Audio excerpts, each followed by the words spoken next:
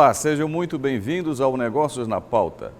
Os acidentes de trabalho representam uma preocupação contínua na sociedade contemporânea, demandando análises profundas sobre suas causas, impactos e soluções. As perícias desempenham um papel crucial nesse contexto, fornecendo elementos fundamentais para a identificação de responsabilidades e a implementação de medidas preventivas eficazes. A relação entre acidentes de trabalho, perícias e previdência social é complexa e multifacetada. As perícias técnicas permitem a verificação objetiva das circunstâncias que envolvem tais incidentes, contribuindo para a garantia e proteção dos direitos dos trabalhadores, bem como para a promoção de ambientes laborais mais seguros. No âmbito da Previdência, a análise criteriosa das perícias é essencial para a concessão de benefício aos trabalhadores acidentados, assegurando-lhes assistência e amparo necessário durante o processo de reabilitação e reintegração ao mercado de trabalho.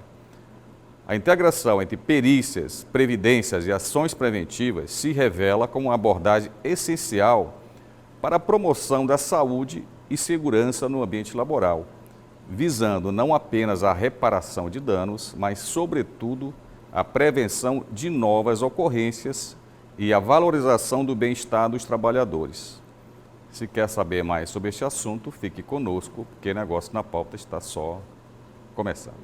Segundo dados oficiais, em uma década, os acidentes de trabalho tiveram redução de 25,6% no Brasil. Passaram de 720.629 registros em 2011 para 536.174 registros em 2021. Mas os registros recentes voltaram a subir para o patamar de mais de 600 mil por ano em 2022 e 2023. O setor da economia com maior quantidade de trabalhadores afastados por acidentes de trabalho tem sido da área hospitalar. É mais de 3 vezes superior ao registrado no comércio varejista, que fica em segundo lugar. O setor da construção civil é apenas o 6º com maior número de registros de acidentes. Apesar dos avanços, os números de acidentes ainda são elevados e trabalhadores e empresas deverão continuar se empenhando em ações preventivas a fim de evitar os impactos sociais e econômicos em famílias e empresas. Bem, para falar sobre este assunto, estamos aqui em estúdio, mais uma vez com a doutora Vivian Camargo, que é a nossa consultora de conteúdo. Boa noite, Vivian. Boa noite, Arthur. E Bruno Rossio, que é advogado empresarial, e Dr. Carlos Alberto da Silva Frias Júnior, que é médico perito. Muito boa noite, muito obrigado por ter aceitado aqui nosso convite. É um prazer. É um prazer estar aqui. Vivian, dados do INSS registraram em 2022 612 mil acidentes de trabalho.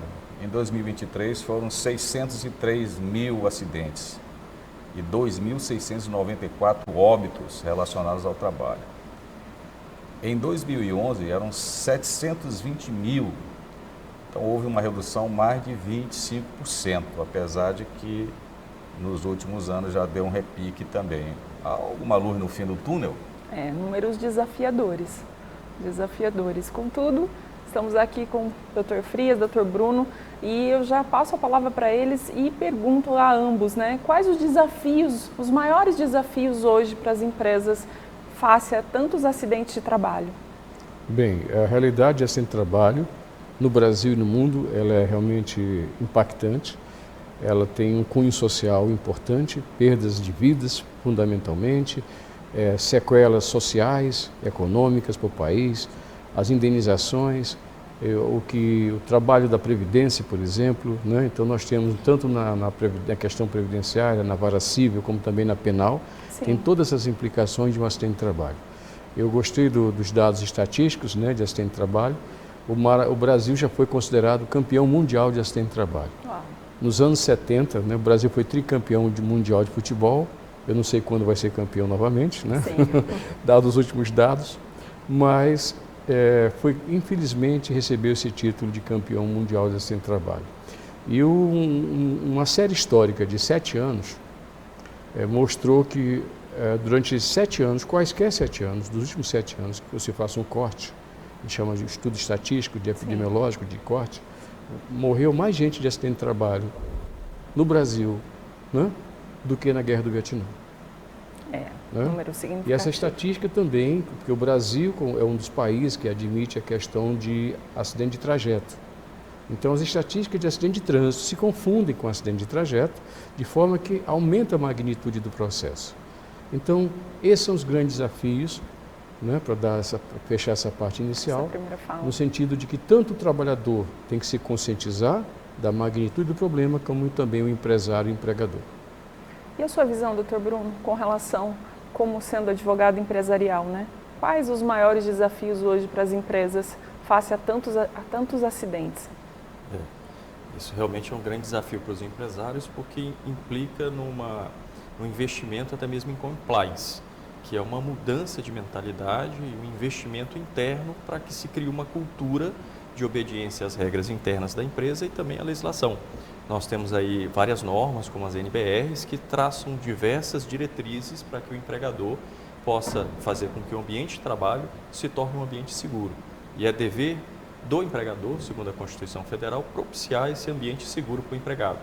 Então, precisa um grande investimento em conscientização, em ações e compliance, sobretudo, para se criar uma mentalidade para que o próprio empregado e o empregador se atente a essa realidade e possa contribuir mutuamente através do uso de equipamento de proteção individual, através de treinamentos diários, que são chamados diálogos diários de segurança, através de uso de implantação de órgãos internos de controle e prevenção de acidente. Então, tudo isso tem que ser observado e implementado como cultura e como atitude proativa para reduzir essas estatísticas. Mas nesse contexto, em todo esse cenário, né, de possibilidades de segurança para trazer inclusive essa cultura para a empresa e todos os seus personagens aí dela, qual é hoje a maior resistência das empresas face a esse cenário? Bom, eu diria que há multifatores. Primeiro, a questão do investimento.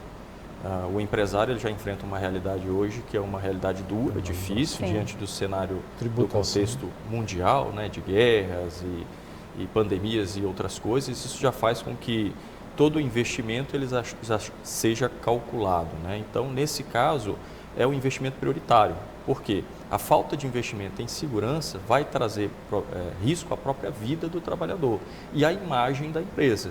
Mas, infelizmente, alguns empresários ainda não têm essa consciência e também temos, de outro lado, alguns empregados que acham que isso é bobagem. A gente, como advogado de empresa, a gente vê em campo de obra, frequentemente, empregados que não utilizam óculos de proteção facial, não utilizam protetor auricular. E já vimos vários acidentes que poderiam ter sido evitados se o empregado estivesse usando óculos, como, por exemplo, cimento cair no olho do empregado, que é uma medida simples de proteção e que o empregado acha que é besteira, que não vai acontecer com ele. Até porque a fiscalização desse uso dos EPIs é da empresa. Mas isso aí, esse é um ponto interessante para falar. Eu já trabalhei em grandes e pequenas empresas. Até Dr. Frias, durante um tempo, estivemos na mesma empresa, numa grande empresa. E, do meu ponto de vista, isso é muito paternalismo que tem no país. Porque se entrega, eu ouvi aqui a fala de vocês, aí vou discordar, se entrega toda a responsabilidade de vida, de saúde às empresas, aos empregadores e não aos empregados. Eu acho que nem tanto o céu, nem tanto a terra, né? Nós temos situações como a legislação norte-americana, né, doutor Frias, em que toda a responsabilidade é do empregado. E aí tem consequência em relação a isso aqui. Mas nós já trabalhamos em empresas grandes, com grande cuidado com o trabalhador, que a gente não vê essa mesma responsabilidade, né? Até porque a nossa legislação ela é muito paternalista também. O empregado ele sofre um acidente de trabalho, ele tem todo um respaldo para ele continuar em casa, ou, né, se não for algo muito grave. Você não tem também esse aspecto, doutor Frias? Acima de tudo, já que você falou sobre a polarização dos dois lados, a questão cultural. Então, a cultura existe tanto da resistência de um empregador, que ainda não esteja consciente. Eu sempre coloco também, e aí apoiando a tua opinião, eu acho que ninguém faz o mal intencionalmente. Eu parto dessa premissa. Então, o empregador, por si só, ele não está ali para gerar acidente de trabalho. Sim. Começa por aí. Não cabe na cabeça de ninguém que isso aconteça. Então, vamos desmistificar a coisa. Primeira coisa, muitas vezes ele não é orientado. Então, cabe inclusive aos profissionais de saúde e segurança, por exemplo, que somos nós, cabe esclarecer, se estabelecer uma cultura positiva, proativa, no sentido de intervenção nos ambientes de trabalho. Eu falo sempre, ambiente e processo de trabalho. Nós que trabalhamos juntos numa grande empresa, né? Então nós vimos como existia problemas dos dois lados. Então você tem o ato inseguro e tem a condição insegura. Às vezes é uma condição de insegurança no ambiente de trabalho, que como quem detém o controle do ambiente é o empregador, então a priori seria falha do empregador, vamos colocar assim. Por outro lado, você também tem o ato inseguro, onde a empresa fornece tudo, uma boa ordem de serviço, um bom treinamento, os equipamentos de proteção individual e coletiva e, infelizmente, por uma questão cultural, né, o trabalhador não se apropria disso e realmente não acaba infringindo as normas de segurança. Ele faz escolhas e dessas escolhas tem resultados que, infelizmente, a empresa fica aí com todo o prejuízo. Exatamente, exatamente. E até porque, complementando, existe uma máxima que, infelizmente, vamos dizer maior, talvez é uma visão obreira, não sei, isso é uma linguagem da justiça do trabalho, né? É no sentido de que, e aí vem a opinião do colega, a questão do paternalismo, no sentido de que todo e qualquer processo que aconteça, qualquer evento, tipo a atribuição maior de responsabilidade é do empregador. Sim. Você está entendendo? Então, infelizmente, existe também isso. Então, eu acho que... Até porque existe uma situação, até desculpa ele interromper, em que o empregador disponibiliza todos os equipamentos de proteção individual e mesmo assim o empregado não usa. Não usa, verdade. E aí, no acidente de trabalho, o empregador é responsabilizado também. Exatamente. E nós vivemos também, o doutor Rocio deve complementar, nós vivemos uma situação atípica, porque os governos se sucedem no Brasil, esquerda, direita, vou ver, né? Então, mas nós permanecemos com uma fiscalização que precisa ser também aprimorada. Nos últimos anos, tanto é que agora vai ter um concurso, um grande concurso chamado Enem dos concursos, né? Sim. Priorizando auditores fiscais do trabalho. Nós ficamos com um grande gap durante muitos anos de fiscalização. Houve um esvaziamento. O próprio Ministério do Trabalho ficou fazendo parte do Ministério da Economia no governo anterior recente.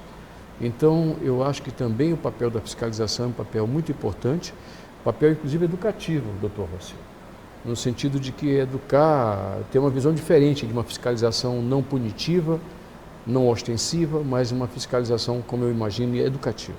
Até para os empregados também, né, para os obreiros, para que eles sintam que há fiscalização, há uma exigência, Exatamente. Isso é cobrado, Exatamente. isso está ali E que a presente. cobrança é dos dois lados. Dos dois É lados. dos dois lados. Nós sentimos isso nas perícias. Nós percebemos da mesma maneira que existem falhas de um lado, existem falhas do outro.